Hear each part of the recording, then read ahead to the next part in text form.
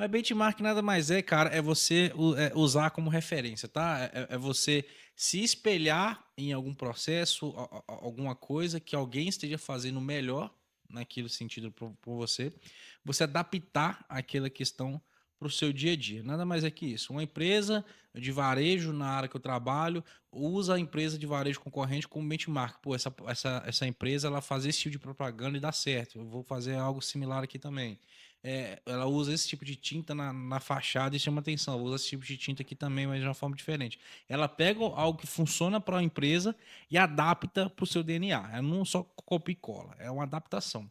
Isso eu estou falando de empresa, estou falando de pessoas também. Então, você tem um profissional ali que tem uma rotina de trabalho bem similar à sua e ele tem algumas rotinas ali que fazem ele ser mais produtivo do que você hoje. Então, você conversa com ele, entende como é que ele faz, adapta a sua rotina e usa isso como benchmark.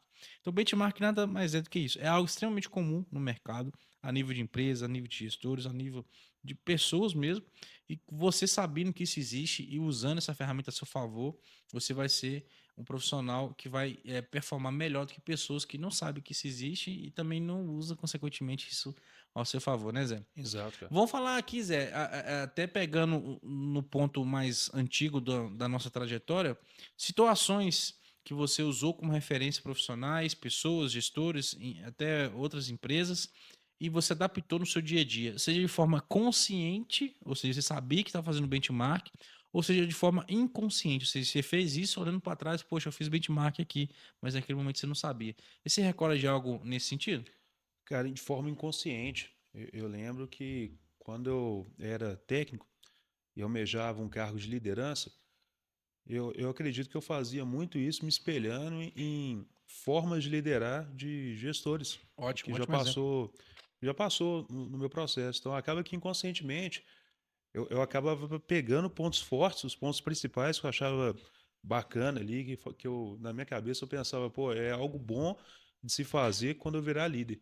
Então eu acabava meio que imitando alguns passos, um pouquinho de cada um ali no meu dia a dia, para tentar alcançar o cargo. Não, isso é um ótimo exemplo, tá? Você está começando ali os primeiros passos na área de gestão, né? Na área de liderança. Vai bater aquele medo. Poxa, como é que eu vou fazer gestão de pessoas? Eu nunca fiz isso na minha carreira, eu nunca precisei distrair o melhor de outra pessoa, sempre fui eu por mim mesmo, né? Como que eu faço isso?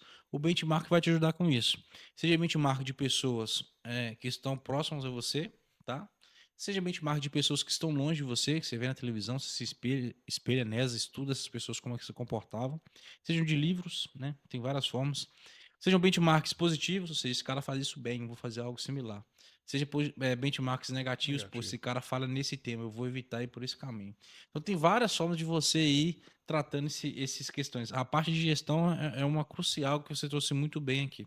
Eu, particularmente, quando eu era técnico, vou falar um pouco anterior a cargo de gestão, eu usava benchmark muito da parte técnica, né? Eu tinha profissionais que eram tecnicamente melhores do que eu, a gente exercia ali mais ou menos a mesma função, a gente era técnico de manutenção elétrica, então tinha profissionais que eles eram melhores tecnicamente do que eu em alguns aspectos.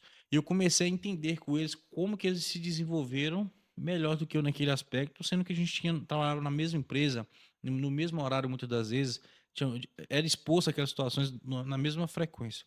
Então esses caras, na época ele falava, cara, eu gosto de ler o manual do equipamento. Vou falar aqui, por exemplo, inversor de frequência. O cara mexendo no inversor de frequência mais rápido que eu. Conseguia trocar o inversor para um outro modelo, só que eu demoraria um tempo, ele demoraria metade do que eu demoro. Então, como que ele fazia isso? Eu estudava os manuais dos equipamentos. Então, ele pegava o equipamento, muitas vezes ele levava para casa, lia ali alguns parâmetros, ele entendeu que lendo dois, três manuais, alguns parâmetros eram similares a todos, só que nenhum era o parâmetro um, no outro era o parâmetro 5, só mudava isso. Então, ele já sabia quais parâmetros mudar, o que fazer. Então, ele se antecipava a uma queima de um inversor. Quando acontecia, ele ia lá e executava o que já estava na cabeça dele.